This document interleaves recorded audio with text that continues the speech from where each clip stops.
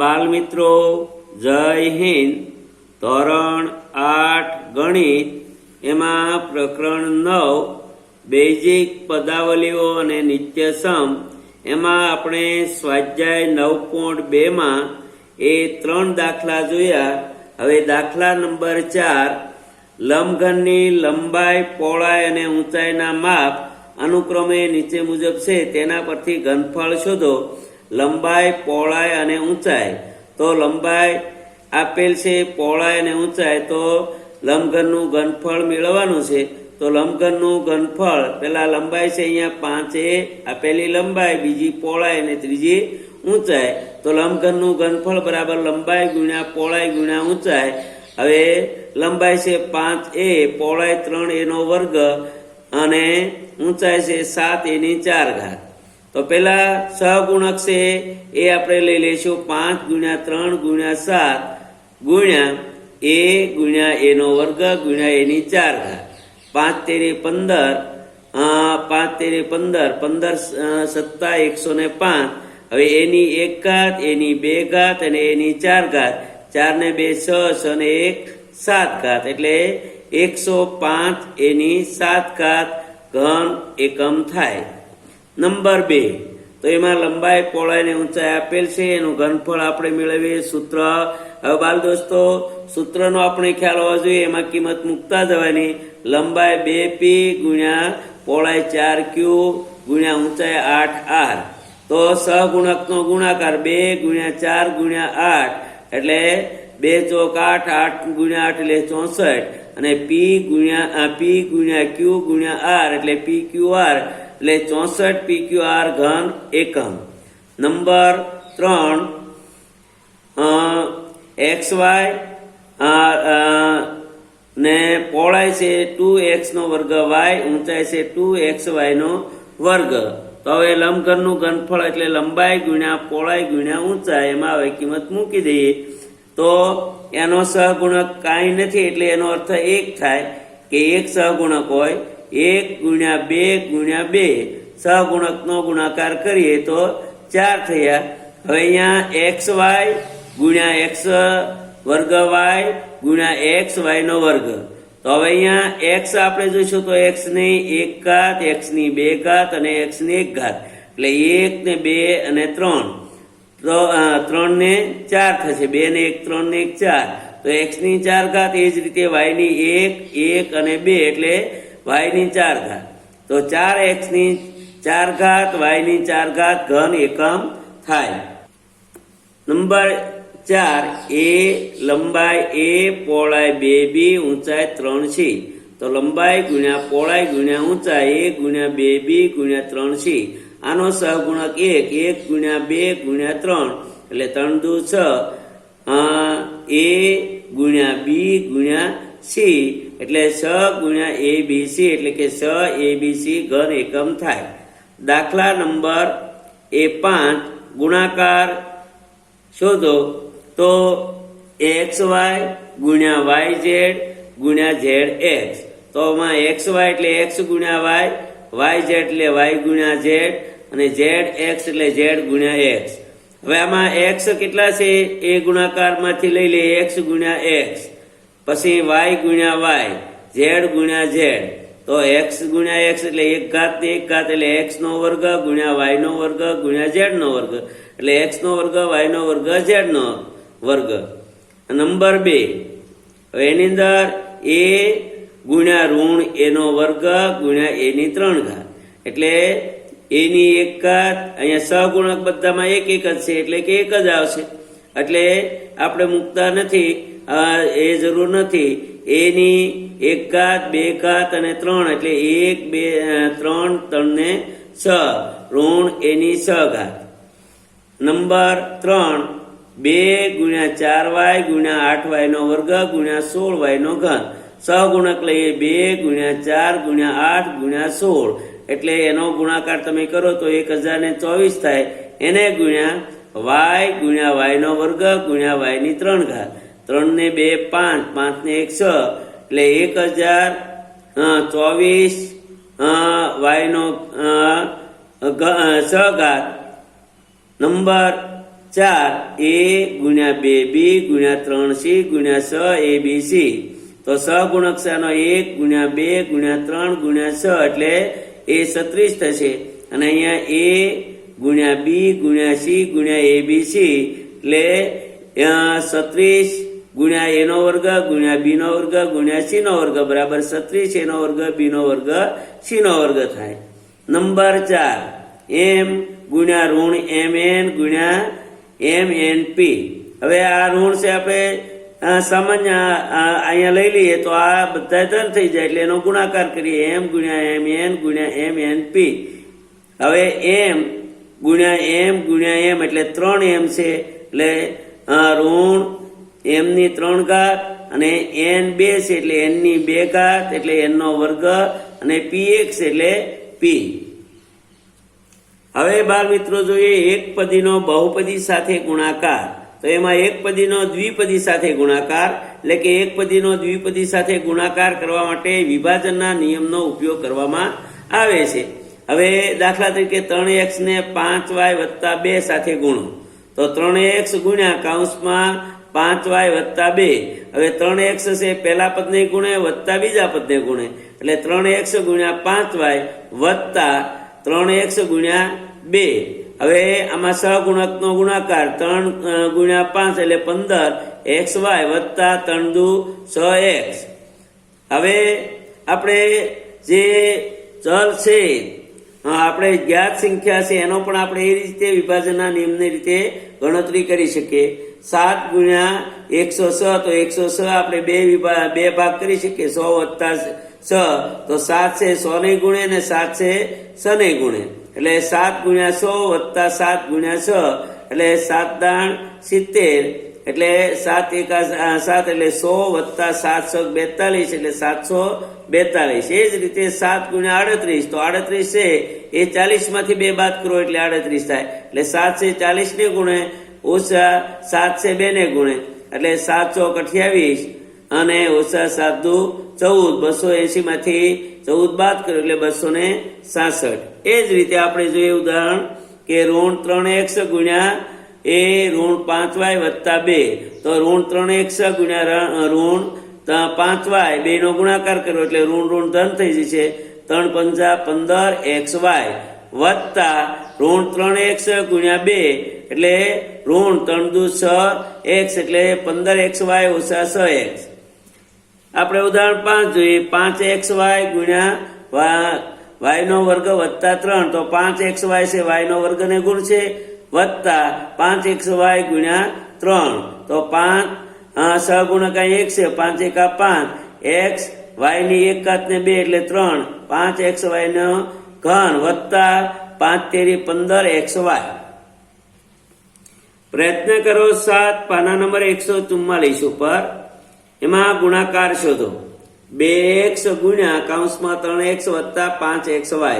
અહીંયા નિશાન મૂકો અથવા નિશાન ન પણ મૂક્યો હોય તો પણ એનો અર્થ એ થાય કે એ ગુણાકાર છે એટલે 2x ગુણ્યા એટલે પહેલા પદને ગુણશે 3x કૌંસ પૂરો વત્તા 2x ગુણ્યા 5xy. હવે અહીંયા સહગુણાંક 2 ને 3 એટલે 2 તેરી 6 x ને 1 ઘાત x ને 1 ઘાત ચલ છે એ સરખા હોય તો એ ઘાતનો એ સરવાળો થાય ગુણાકાર હોય ત્યારે એટલે 2 તેરી 6 x નો વર્ગ વત્તા 5 દુ 10 x એ અહીંયા 1 ઘાત અહીંયા 1 ઘાત એટલે 2 x નો વર્ગ y. હા તો 6x નો વર્ગ વત્તા 10x વર્ગ y. હવે નંબર 2 એનો વર્ગ કૌંસમાં 2ab ઓછા 5c તો એનો વર્ગ છે 2ab ને ગુણ છે ઓછા એનો વર્ગ ગુણ્યા 5c કારણ કે અહીંયા એ ઓછાનું નિશાન અહીંયા બહાર લીધું છે એટલે એ અહીંયા 2 ઘાત અહીંયા 1 ઘાત અહીંયા સહગુણક 1 એટલે 1 ગુણ્યા 2 એટલે 2 એની 2 ને 1 3 ઘાત ગુણ્યા b ઓછા અહીંયા 5 એકા 5 એનો વર્ગ c એટલે 2 એની 3 ઘાત b ઓછા 5 એનો વર્ગ c. હવે જોઈએ એક પદીનો ત્રિપદી સાથે ગુણાકાર. એક પદ હોય એનો 3 પદ સાથે ગુણાકાર તો વિભાજનના નિયમનો ઉપયોગ કરીને આપણે તબક્કાવાર પદોનો ગુણાકાર મેળવી શકીએ છીએ.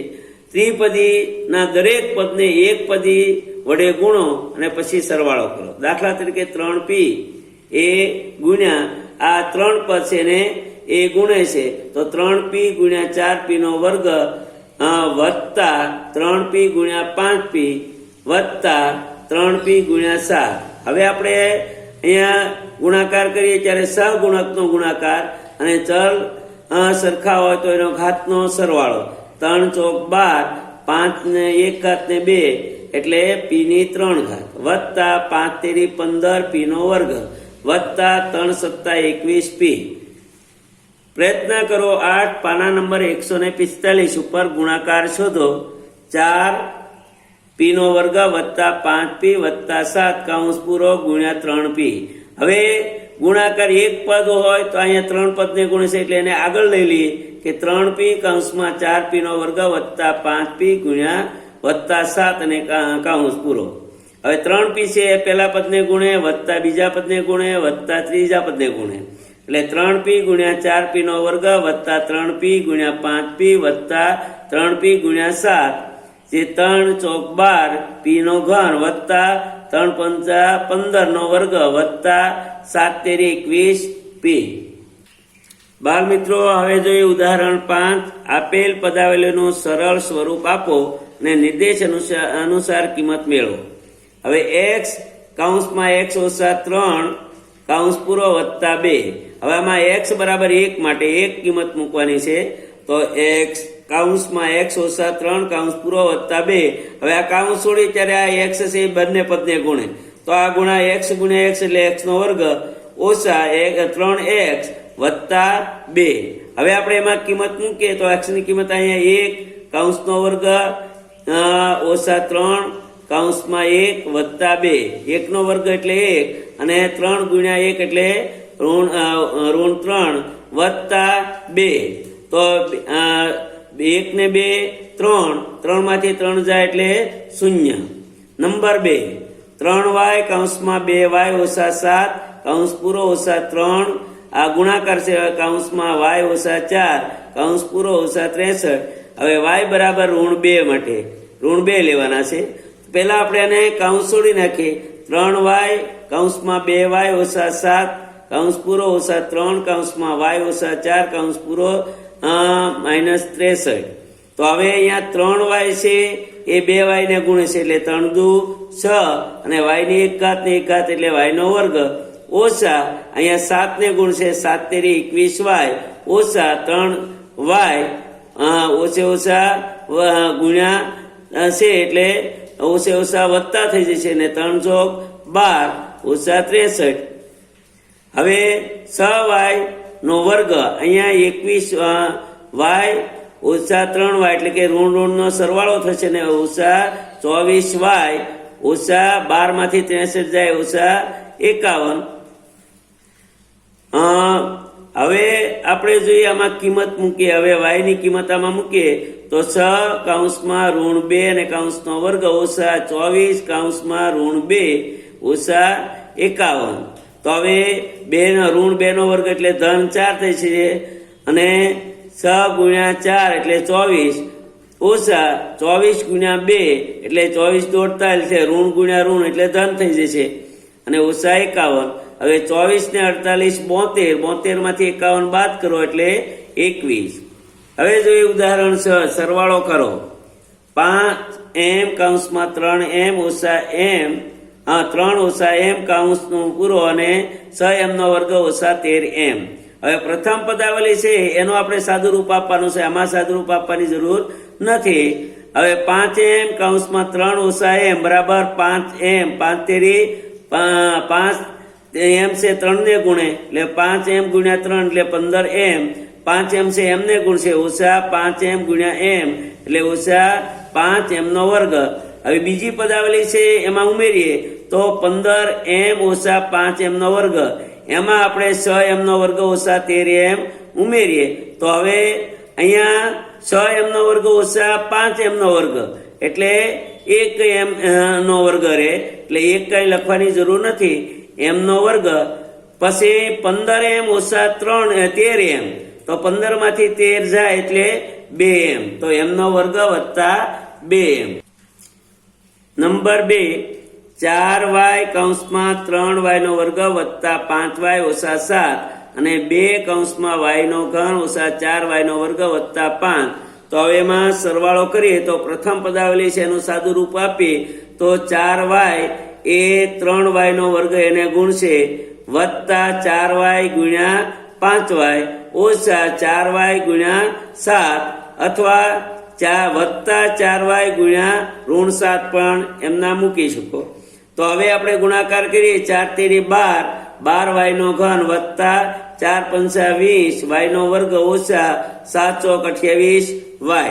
હવે બીજી પદાવલી છે 2 કૌંસમાં y નો ઘન ઓછા 4y નો વર્ગ વત્તા 5. કૌંસ છોડો એટલે 2 છે બધા પદને ગુણશે તો 2 ગુણ્યા y નો ઘન ઓછા 2 ગુણ્યા 4y નો વર્ગ વત્તા 2 ગુણ્યા 5 એટલે 2y નો ઘન ઓછા 4 દુ 8y નો વર્ગ વત્તા 5 દુ 10. હવે આ બંને પદાવલીઓનો સરવાળો કરીએ તો 12y નો ઘન પહેલી પદાવલી આવી 12y નો ઘન વત્તા 20y નો વર્ગ ઓછા 28y. હવે બીજી પદાવલી છે એ 2y નો ઘન ઓછા 8y નો વર્ગ પછી વત્તા અહીંયા એ y વાળું પદ નથી એટલે ક્યાં શૂન્ય મૂકી દઈશું વત્તા 10. તો હવે સરવાળો કરીએ તો 10 ના 10 ઓછા અહીંયા એ ઓછા 28y અને 20y નો વર્ગ એમાંથી 8y નો વર્ગ બાદ કરો એટલે 20 માંથી 8 એટલે 12y નો વર્ગ અને 12y નો ઘન એમાં 2y નો ઘન ઉમેરો એટલે 14y નો ઘન. તો જવાબ મળશે 14y નો ઘન વત્તા 12y નો વર્ગ ઓછા 28y વત્તા 10. ઉદાહરણ 7. હવે 2pq કૌંસમાં p વત્તા q માંથી 3pq કૌંસમાં p ઓછા q બાદ કરો. પ્રથમ પદાવલી છે 2pq કૌંસમાં p વત્તા q કૌંસ છોડો એટલે આ બંનેને ગુણે 2pq ગુણ્યા p વત્તા 2pq ગુણ્યા q. તો હવે 2 અહીંયા p એટલે p નો એક ઘાત એટલે 2p નો વર્ગ q વત્તા 2pq નો વર્ગ. બીજી પદાવલી તો એ છે 3pq કૌંસમાં p માઇનસ q તો આ બંને પદને ગુણશે 3pq ગુણ્યા p ઓછા 3pq ગુણ્યા q. તો હવે 3p નો વર્ગ q ઓછા 3pq નો વર્ગ. હવે બંને પદાવલીને આપણે બાદબાકી કરીએ પહેલી પદાવલીમાંથી બીજી પદાવલી તો 2p નો વર્ગ q વત્તા 2pq નો વર્ગ એમાંથી આપણે 3p નો વર્ગ q ઓછા 3pq નો વર્ગ બાદ કરો તો અહીંયા ધન છે એટલે નિશાન થઈ જશે ઋણ એટલે અને અહીંયા ઋણ છે તો ધન થઈ જશે. તો અહીંયા આ પ્લસ ને આ પ્લસ એટલે બે સરવાળો કરવાનો 2 ને 3 5pq નો વર્ગ અને અહીંયા થશે 2 માંથી 3 બાદ કરો એટલે ઋણ 1 રહે પણ 1 મૂકતા નથી એટલે ઋણ p નો વર્ગ q વત્તા 5pq નો વર્ગ. તો બાળ દોસ્તો આપણે અહીંયા સુધી દાખલા ગણ્યા ત્યાં સુધી ગણિતની પાકી બુકમાં એ સુંદર અક્ષરે દાખલા લખી લેજો. આવજો બાળ દોસ્તો.